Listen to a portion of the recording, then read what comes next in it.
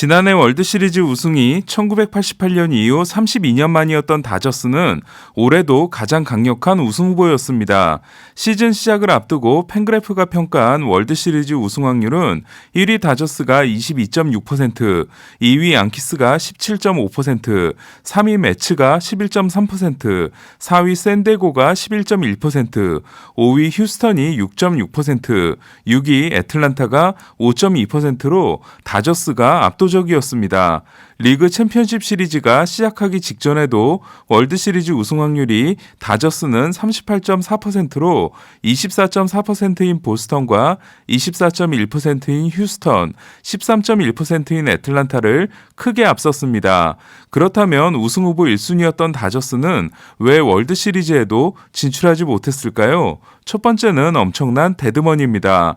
다저스는 지난 겨울 블레이크 트라이넨과 2년 1,750만 달러, 저스틴 터너와 2년 3,400만 달러, 그리고 트레버 바우어와 3년 1억 200만 달러 계약을 맺음으로써 사치세 계산용 40인 로스터 연봉이 드래프트 지명권이 10계단 후퇴하는 3차 사치세 기준 2억 5천만 달러를 넘겼습니다. 하지만 다저스는 이에 멈추지 않고 시즌 중 선수 보강도 게을리하지 않았는데요. 그 결과 2억 6,210만 달러의 최종 연봉은 2위인 양키스의 2억 760만 달러와 3위인 휴스턴의 2억 690만 달러, 4위인 샌디에고의 2억 550만 달러보다 5천만 달러 이상 높은 규모가 됐는데요. 올해 사치세 기준은 2억 1천만 달러이기 때문에 사치세를 내는 팀은 다저스가 유일합니다. 문제는 너무 많은 고액 연봉자들이 포스트 시즌 전력에서 이탈했다는 건데요.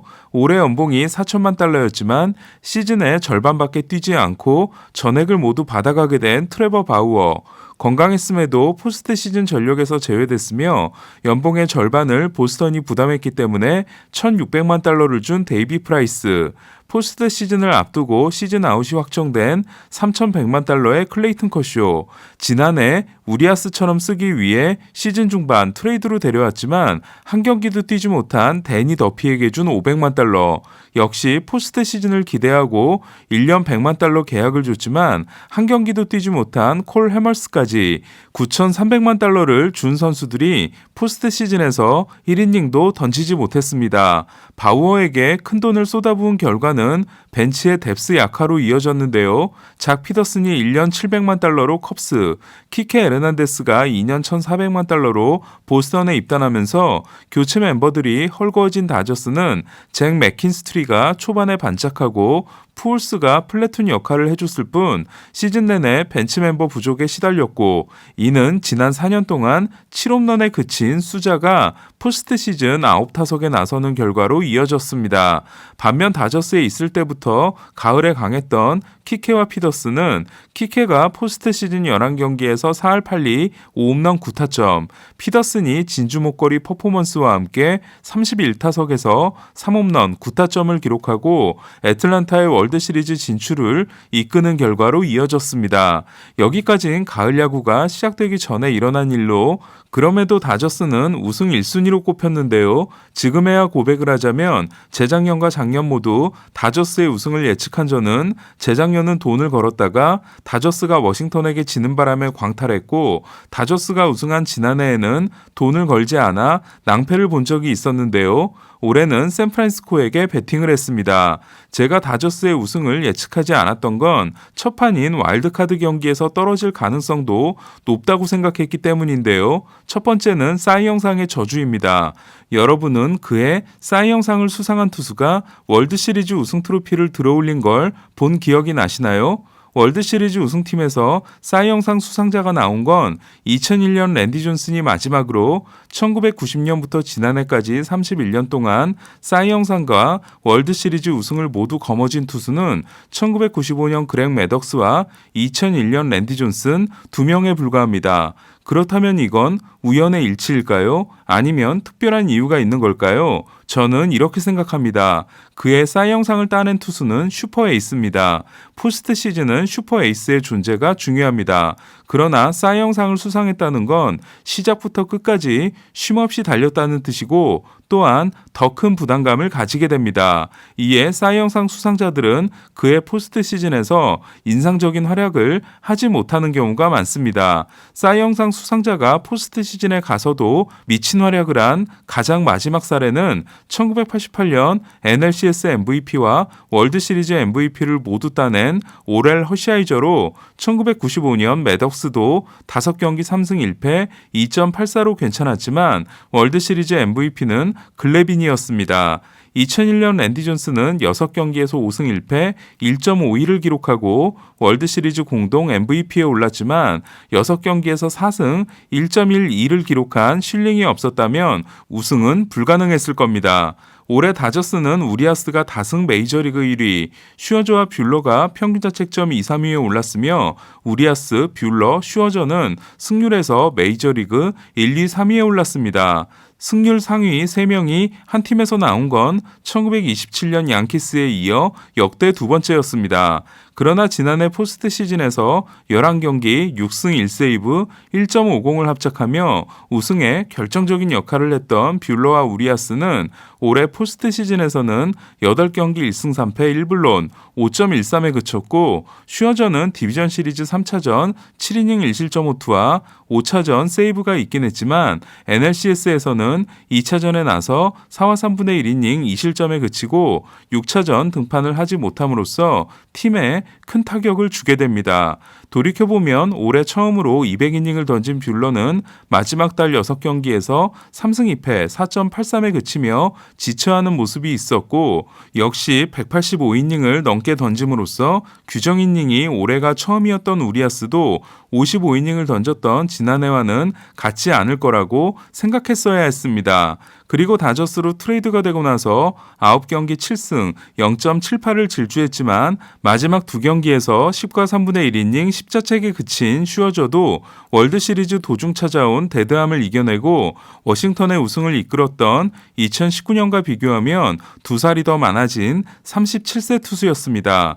이런 부분들을 무시하고 다저스의 수뇌부, 특히 다저스 출신들인 샌프란시스코 파르안 자이디 사장, 애틀란타 알렉스 앤소폴로스 단장에 비해 현장보다 프런트의 의견을 중시하기로 소문난 다저스 앤드류 프리드먼 사장은 지난해와 같은 선발 투수의 불펜 투입 전략을 채택합니다. 사실 이는 2017년 랜스 맥컬러스와 찰리 모튼을 적절하게 불펜으로 활용한 휴스턴, 2018년 역시 선발 투수들이 불펜으로 등판해 대활약을 했던 보스턴, 2019년 코빈과 슈어저가 불펜 등판을 했던 워싱턴을 통해 이미 검증된 전략이었습니다. 문제는 앞서 제가 지적한 부분, 뷰러, 우리아스, 슈어저가 이미 가스가 바닥난 탱크를 가지고 있었다는 겁니다. 또한 지난해 우리아스를 전천후로 썼던 건 켈리 젠슨을 포함한 다저스 불펜이 미덥지 못했기 때문이었는데요. 그러나 올해 다저스는 역대 순위에 들어갈 만큼 손에 꼽히는 불펜을 가지고 있었음에도 굳이 하지 않아도 될 마운드 운영을 합니다. 그 시작은 디비전 시리즈 5차전이었는데요. 크네이브를 오프너로 쓰고 우리아스를 벌크가이로 내보낸 다저스는 투라이넨에게 7회, 젠슨에게 8회를 맡깁니다. 그리고 9회 초 벨린저의 적시타가 터집니다. 불펜에 베시아, 빅포드, 조켈리 등이 있었음에도 투라이넨을 7회, 젠슨을 8회에 올린 건 슈어저의 9회 등판을 준비해놨기 때문인데요. 슈어저는 통산 첫 세이브를 성공적으로 해내지만 이 등판 이후 슈어저에게는 데드함이 찾아옵니다. 그리고 NLCS 2차전 가장 논란이 된 장면이 등장하는데요. 1차전을 끝내기 안타를 맞고 패한 다저스는 2차전 7회 초 2대2 동점 상황에서 크리스 테일러가 2타점 2루타를 날립니다. 이때 카메라는 다저스 불펜을 비춰줬고 저는 몸푸는 투수가 그라테롤이 아니라 우리아스인 걸 보고 깜짝 놀라는데요. 그러면서 이렇게 이야기를 합니다. 오늘은 불펜 피칭을 하는 날이기 때문에 우리아스가 올라오는 게 이상한 건 아니다. 저조차 참사가 일어나기 전까지는 다저스 선발 트리오의 피로감을 크게 생각하지 않고 있었던 겁니다.